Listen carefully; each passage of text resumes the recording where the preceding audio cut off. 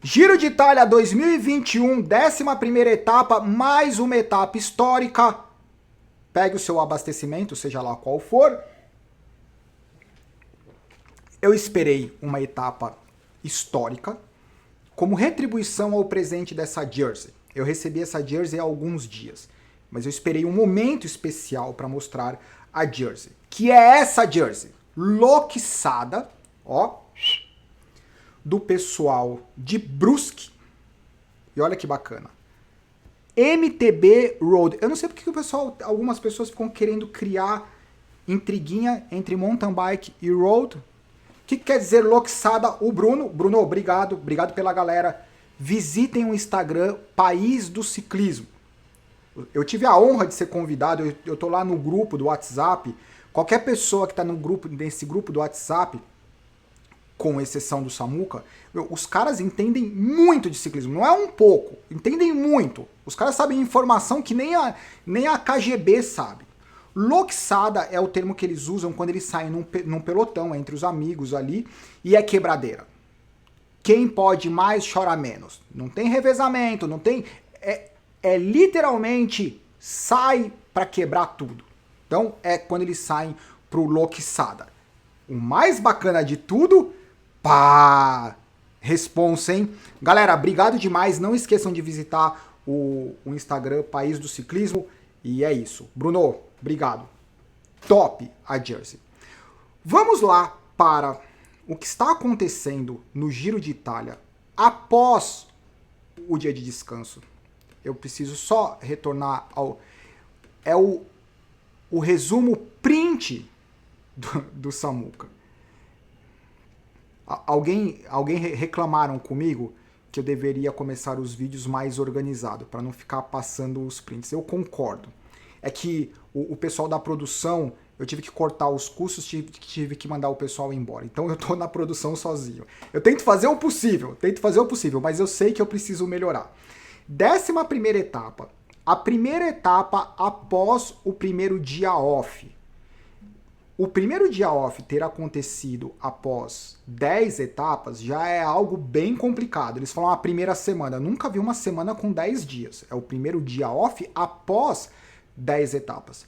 Dia off, cada equipe tem um protocolo, cada ciclista tem um protocolo. Não dá para generalizar, não dá para criar um cenário do que eles fazem no dia off. Mas 100% dos ciclistas eles saem para rodar. Agora, não, mentira, não é 100%. Os ciclistas que não saem para rodar é por algum motivo, mas em geral eles preferem se manter fazendo alguma coisa para quando eles voltam para a bicicleta não sentir a perna inchada ou fora de ritmo ou alguma coisa parecida. 162 quilômetros, sprint intermediário, montanha categorizada, sprint intermediário, montanha categorizada e o final. Essa etapa, ela estava sendo aguardada porque é praticamente o percurso da Strada Bianchi, com as sessões de gravel. Todas as sessões de gravel juntas, acumuladas, são 35 quilômetros. Daí vocês podem ver essas faixas mais escuras na altimetria, elas representam as sessões de gravel. O que com certeza seria o elemento, o diferencial da etapa, principalmente para os atletas, as equipes que têm experiência na Strada Bianchi e aqueles que nunca estiveram presentes na Strada Bianchi. A dinâmica da Strada Bianchi é completamente diferente da 11ª etapa de uma grande volta, mas de qualquer forma, aqueles caras que conhecem o percurso, o vento, o tipo de terreno, qual que é o tipo de relação, qual que é o tipo de pneu que eles usam, com certeza faz diferença. Eu escutei dos comentaristas, dos gringos, que existia uma expectativa muito grande em relação ao Bettiol. O Bettiol não apareceu, mas enfim. Eu continuo na minha posição de espectador total. Eu tô adorando o que tá acontecendo, mas para mim continua uma coisa completamente aberta. Vamos lá. Passeando pelos prints. Pss, pss.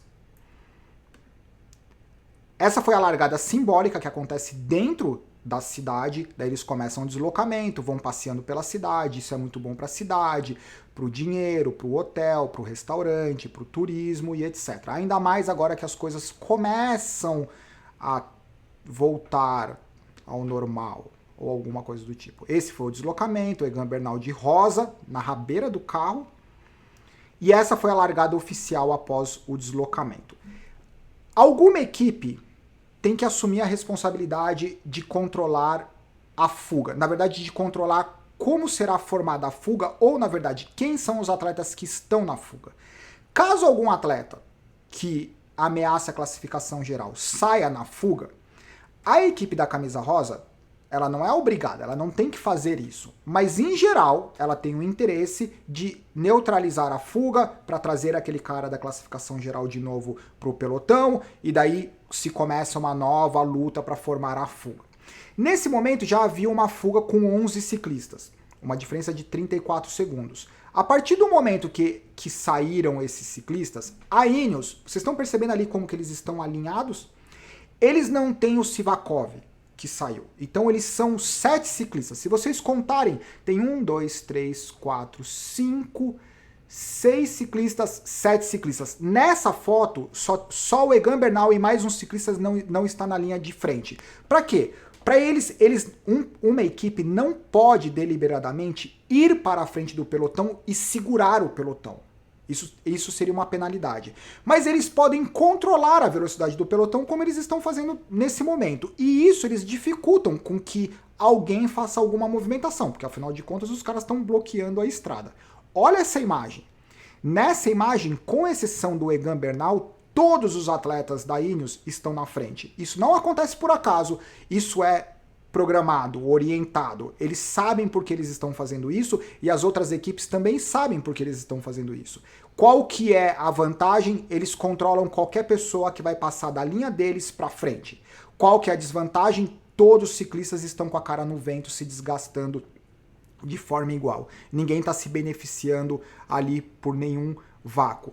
Esse aqui é o acúmulo de gravel, são 35,2 km de gravel dividido em diferentes sessões. Essa é a fuga que nesse momento tinha 46 segundos após 10 quilômetros. Fuga trabalhando junto, organizada. E esse daqui é um outro print, só para reforçar um pouco. Tá vendo que tem uma linha e daí essas linhas vermelhas que eu coloquei são os ciclistas. Inclusive o Egan Bernal estava ali na frente. Então estava um momento relativamente não tenso, mas é necessário um estado de alerta. Essa é a questão da equipe que é orientada, formada com o DNA, com as contratações para classificação geral. Eu comentei isso, que existia essa distinção. A minha percepção, né, eu não estou dentro da equipe, mas a minha percepção é que existe essa distinção entre a The Koenig Quick-Step. Eu não tenho certeza que a The Koenig Quick-Step é uma ótima equipe para classificação geral. Os atletas individualmente, obviamente, eles conseguem se fazer presentes na classificação geral. Mas quando eles contratam os caras, quando eles treinam, a forma como a equipe é estruturada é totalmente diferente do que como a Ineos é estruturada. A Ineos chama o cara e fala assim, meu, eu tô te contratando para você ser gregário. A The Koenig Quick-Step, você é um ótimo cara, você vai ter várias oportunidades durante o ano de ganhar alguma etapa, ganhar alguma prova clássica, o que é totalmente diferente de ser um gregário. Agora, quando for a oportunidade de um outro ciclista, você vai ter que trabalhar para a equipe. E todo mundo se sente feliz com isso. Na Ineos, o cara, ele é gregário e talvez um dia, se tudo der errado com todo mundo, ele possa ter chance de ganhar uma etapa para ser liberado. E a The Koenig Quick-Step é o contrário. Por isso que a The Koenig Quick-Step ela consegue manter dentro do ônibus ou da equipe tantos nomes importantes, sem conflito. Porque todo mundo sabe que a hora dele vai chegar. É a minha percepção. Eu vou ligar pros diretores de equipe para saber se é verdade. Esse aqui foi o momento que o Egan Bernal deu uma paradinha, né? Para fazer um xixizinho, e daí é engraçado que ele vai parando, daí todo mundo da Ineos vai parando, para ter certeza que tá tudo ok. Esse aqui foi o momento que eles estavam aonde não tinha nenhum elemento que pudesse gerar nada diferente do que já tinha acontecido, que é essa fuga com os 11 ciclistas. Acho que o melhor colocado nessa fuga, ele estava a 30 e poucos minutos do camisa rosa, que é o Egan Bernal, por isso que eles abriram 9, 10, 11, 12 minutos e mesmo assim continuava não oferecendo risco. E eu gostaria de agradecer ao Dario Bellini, que está lá na Itália, ele é italiano, ao Estevão, por ter feito essa ponte, e o Dario mandou uma imagem que ele filmou lá no giro, ele estava lá, no percurso, no calor da emoção, o que é fantástico. Deixa eu ver se eu consigo colocar ele aqui. Ó, eu posso colocar o som?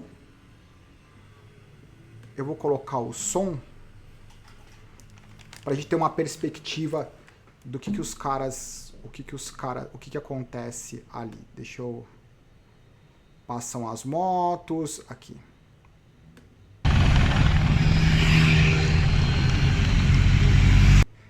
Como é que vocês não estão escutando o som?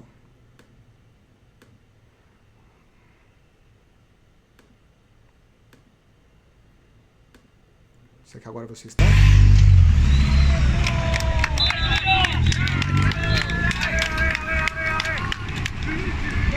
Olha a diferença do ritmo do bloco, da camisa rosa, dos ciclistas que vão passando depois.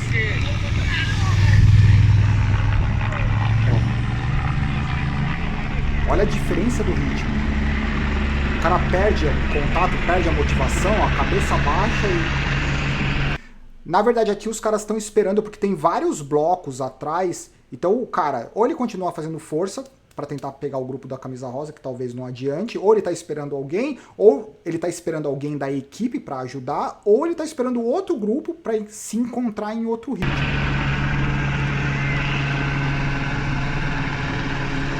Jumbo-Visma, que nesse giro tá meio apagada.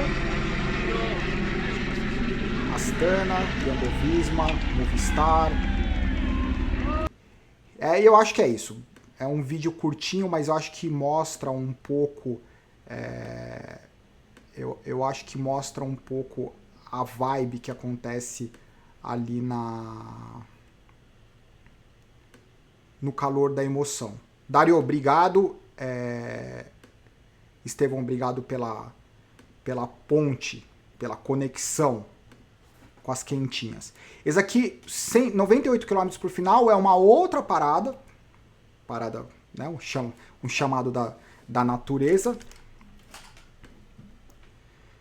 Essa era a classificação geral antes do início da competição. Então a gente tinha 10 caras dentro de 1 minuto, com diferenças que variavam entre os atletas, que variavam entre 5, 10, 15 segundos, e todos eles dentro de 1 minuto. Então a maior diferença era de 1 minuto 02. O que, para a 11ª etapa de uma grande volta, é algo que os organizadores eles desejam muito que aconteça isso. Porque se acontece uma quebra muito grande na classificação geral logo nas primeiras etapas, daí perde essa história de quem vai ganhar o Giro de Itália. Já fica meio que definido. Então isso daqui é muito bacana, mas isso mudou e muito hoje. Informação quentinha, eu estava ali atento na transmissão, e eles falaram que, incrivelmente, a Ineos, eles estavam fazendo a etapa de hoje com o pneu 25mm. O que para os padrões de hoje é considerado um pneu super estreito, ainda mais considerando o trecho de gravel. Mas parece que o trecho de gravel lá é perfeito, ele é muito bom, mas ao mesmo tempo, com as opções de 28mm, com a roda mais larga e etc., foi uma surpresa até mesmo para os comentaristas o fato deles estarem usando o pneu 25. Então a Ineos continua com o freio, com o caliper, né, com freio no aro, porque o caliper também pode ser a disco, e além disso o pneu 25. Então com certeza eles não fazem isso só no feeling, eu acho que é pneu 25, os caras fazem lá os estudos dele, tudo que vem da Ineos a gente pode esperar que por trás existe alguma ciência, e eles tentam combinar, eu acho que eles tentam combinar essa ciência com a percepção do atleta, ou eles tentam convencer o atleta sobre a ciência de que ele vai ter, para ele confiar naquele aspecto. Porque a gente precisa lembrar que o atleta profissional, às vezes ele fica muito convicto de algo, e às vezes é difícil fazer com que o cara entenda que o equipamento mudou, ou que ele tem que continuar usando o mesmo equipamento, porque tinham equipes usando 28, 27,5. Primeiro trecho de gravel, 60 quilômetros, todos os interessados pela classificação geral estavam aí. Mas gradativamente isso foi mudando. O Remco Evenepoel, ele começou a perder tempo, principalmente nas descidas e nas curvas. Era evidente que ele estava segurando, com receio, tentando não se poupar, tentando se proteger, tentando evitar algum tombo. Só que parece, ou na entrevista que ele deu, quando ele tinha que se reconectar com o grupo, ele sentiu a perna, ele não tinha gás, ele sentiu a perna vazia, foi o termo que ele usou. Nesse momento, começou a ficar um pouco evidente a diferença do comportamento da equipe. Não que a The Quick-Step largou ele na estrada, mas ele ficou largado na estrada. Justamente porque a equipe ela não sabe direito o que fazer. O tempo de reação do que o atleta tem que fazer com o líder, ele é muito mais lento do que, por exemplo, aconteceria com a Ineos. Na Ineos, se o Egan Bernal, no primeiro momento que o Egan Bernal desse uma espanada, todos os atletas saberiam imediatamente o que fazer. E a The Quick-Step ficou meio... não sabe o que fazer. E ficou bem evidente isso com o lance do João Almeida. Esse foi o momento que o Remco já tinha sobrado do camisa rosa. Daí eles pegaram e tentaram conectar o Remco Evenepoel, que é o último desse trenzinho, com o camisa rosa. Só que o problema... Eu não gosto quando eu aperto o botão errado. Desculpem, vocês já estão ficando acostumados com eu apertando o botão errado, certo? Esse daqui... Fuga, Dário Bellini, muito obrigado. Visitem o Instagram dele, que ele tem sempre umas quentinhas lá. 25mm, gravel, Remco sobrando, Remco conectando. Filippo Ganna, monstro, a 50 quilômetros. Ele entrou na missão no gravel, dentro da equipe Ineos. O único atleta que nunca participou da Strada Bianchi era o Filippo Ganna. Todos os outros atletas haviam participado da Strada Bianchi, inclusive o Egan Bernal, que ficou em terceiro lugar, atrás em terceiro lugar o Avatar ganhou e o Julian Alaphilippe ficou em segundo. Então o Filippo Ganna estava lá. Provavelmente toda a escalação, a participação do Egan Bernal na Strada Bianchi era preparação para o Giro de Itália, e pelo que parece deu certo. Depois que o Filippo Ganna ele deu um cotovelinho, essa é a fuga, e infelizmente a fuga perdeu o brilho, a fuga trabalhou super bem, a vitória saiu da fuga, eu vou falar mais sobre isso na frente, a vitória saiu da fuga, deve ser extremamente traumatizante quando você tem uma vitória incrível na fuga, só que essa vitória é ofuscada, você não consegue nem sair na capa do jornal. Porque, de novo, o que aconteceu com o interesse da classificação geral foi tão incrível que esses atletas vão acabar não tendo a mesma visibilidade que eles teriam se não tivesse acontecido nada na classificação geral. Esse era o grupo que estava do Remco lá na frente. Então eu fiz essa setinha que a missão deles era eles virem para cá para se conectar. Eles até conseguiram se reconectar, o Peter Sagan sobrando, o que foi uma relativa surpresa, porque o Peter Sagan teria um ótimo perfil para essa etapa, não para o sprint, mas diante do que ele tem feito nas outras etapas de montanha, eu fiquei surpreso em vê-lo sobrando de forma não prematura, mas sobrando naquele momento no gravel. Aqui é o Remco Evenepoel de novo sobrando, então ele conseguiu se reconectar, daí entrou no outro trecho de gravel, sobrou de novo, porque a diferença de velocidade dele na descida e nas curvas era muito grande. E aqui foi o momento que ele sobrou sozinho. Ele não ficou, a equipe não largou ele, mas ele se viu sozinho até a equipe, o João Almeida estava lá na frente. Daí vocês imaginem essa situação. O João Almeida, que ficou com a camisa rosa ano passado, ele foi... A The Quick-Step não deu a oportunidade para que ele lutasse pela classificação geral, transferiram essa oportunidade pro Remco Evenepoel, pelo potencial do Remco Evenepoel. Daí vocês imaginam que o cara tá lá na frente, ele havia perdido tempo em outras etapas, mas ele estava bem nessa etapa, então ele está lá na frente, talvez com chance de lutar pela classificação geral, e daí ele recebe o rádio, volta para ajudar o Hamilton. Esse lapso de tempo do João Almeida conseguir voltar para buscar o Hamilton Evenepoel, já se vão mais pelo menos 20, 30 segundos. Então tem essa indecisão, essa comunicação, esse barulho, os rádios, quanto tempo? Então a equipe não tem o know-how, não está estruturada para isso.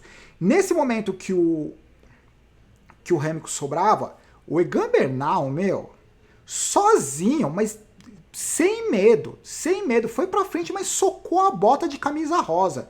Ele socou a bota, ele segurou a marreta na mão e falou assim, eu vou sair dando marretada em todo mundo, sai da minha frente. E essa era a distância que o Hamilton tava, sozinho, então ele teria que estar lá o Egan Bernal lá na frente, recebendo o rádio, Hamilton tá sobrando, Hamilton tá sobrando, Hamilton tá sobrando.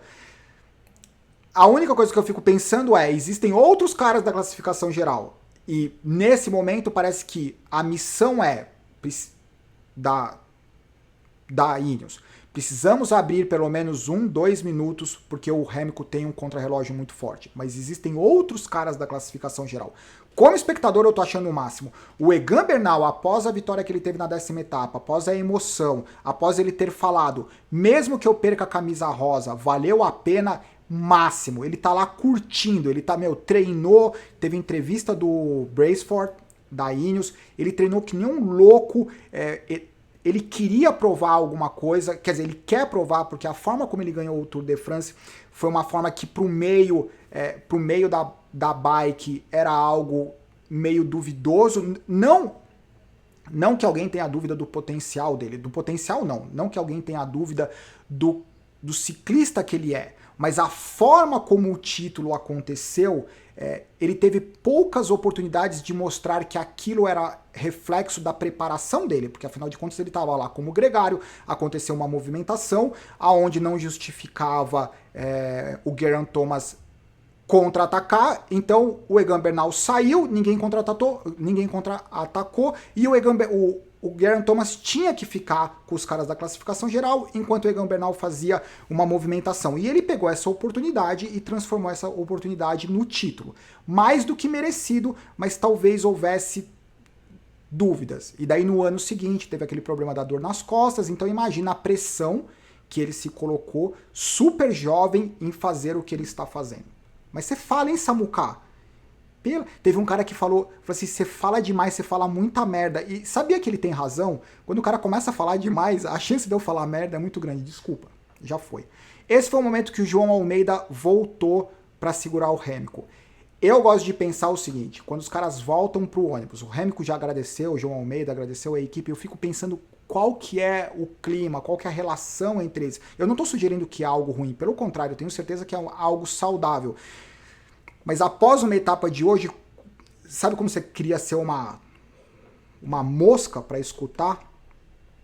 E aqui, a partir desse momento, o João Almeida ele tinha que ficar fiscalizando, ele tinha que ficar olhando no retrovisor, porque o Hamilton estava pedalando quadrado, o Hamilton estava quebrado, ele quebrou. A diferença dele quebrando é que ele quebra num nível muito superior do que qualquer outro ciclista, porque qualquer outro ciclista ia descer da bicicleta, mas ele estava pedalando quadrado, o João Almeida tinha que ficar olhando para trás. Enquanto isso, o Egan Bernal socando a bota.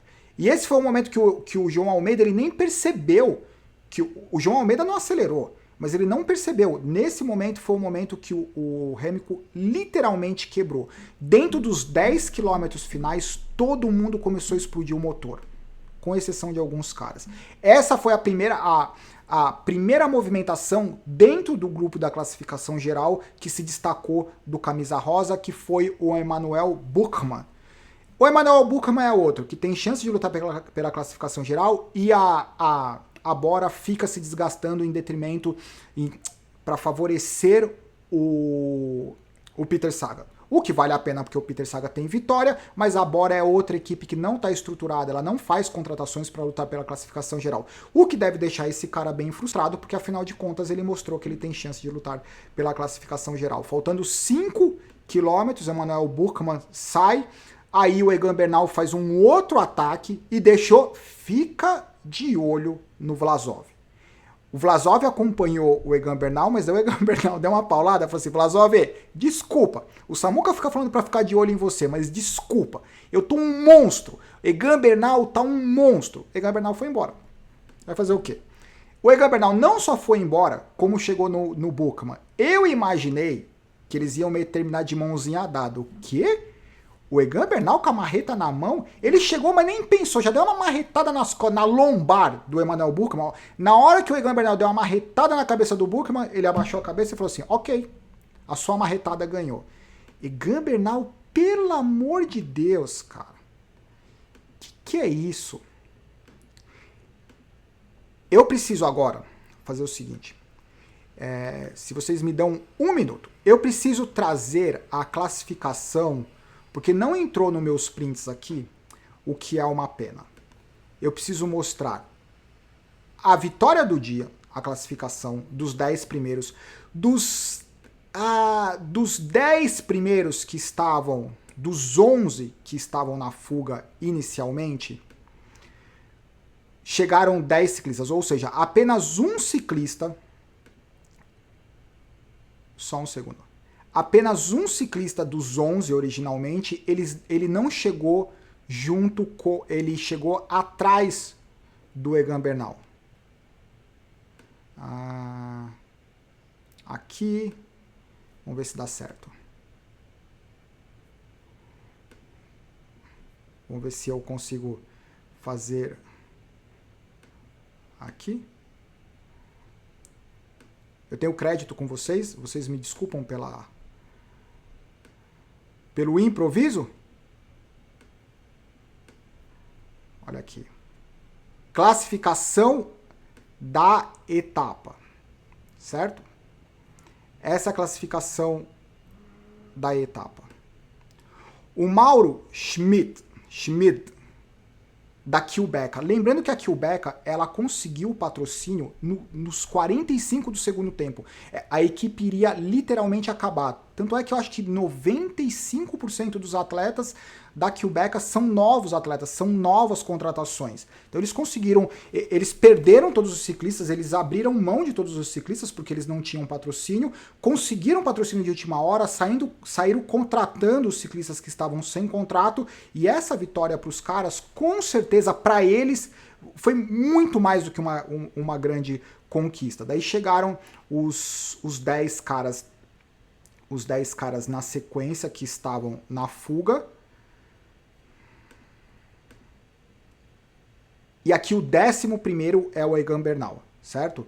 Egan Bernal, Emanuel Buchmann, daí começaram a chegar os caras que estavam lutando pela classificação geral. Esse aqui é a da etapa ainda, Egan Bernal, Buchmann, Vlasov, fica de olho no Vlasov, o Caruso, o Yates, Foz, Guerreiro, Cart, Ciccone, Bettiol. O Ciccone deu uma quebrada, o Vincenzo Nibali deu uma quebrada e a gente tinha que ficar de olho no Vincenzo Nibali. Ó, o Vincenzo Nibali, para vocês terem ideia, ele chegou na 24ª colocação e ele chegou na frente do Remco, do Evenepoel.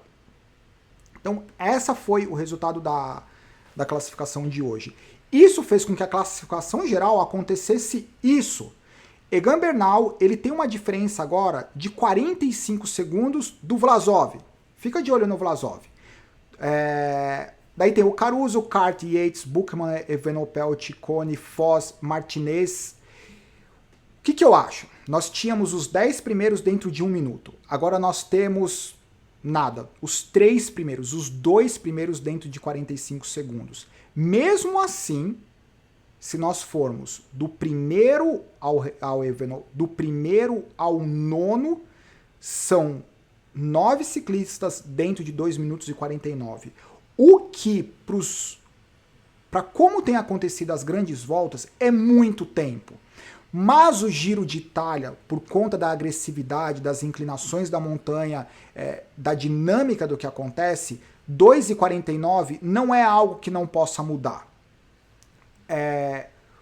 O elemento complicador, essa daqui foi a entrevista do Braceford, que é o boss, ele é dono, sócio da Ineos.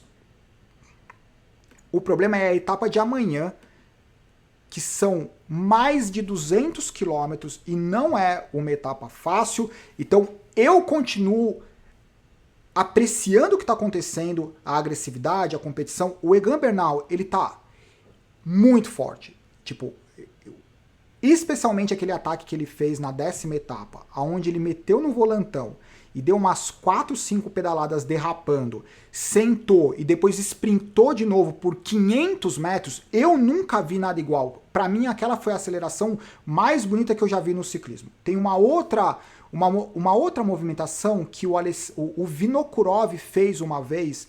Ele estava numa etapa, acho que Paris-Nice. Ele largou o pelotão sem atacar. Ele começou a abrir do pelotão no vento cruzado sem atacar. Todo mundo sofrendo e ele abrindo. Foi tão impressionante, talvez, quanto essa aceleração do Egan Bernal. Então, é isso, a etapa de hoje. Esse vídeo não tem a mínima importância se vocês não colaborarem com as opiniões, as críticas, os comentários, as informações, as correções e etc. Me empolguei de novo, mas bate-papo, certo? Galera, abraço, tchau. Sempre bom bater papo com vocês. Loxada, valeu, entrem lá no Instagram do País do Ciclismo, porque agora eu tenho a minha personalizada. Afe Maria, nunca tive uma camisa personalizada na vida. Abraço, galera, tchau.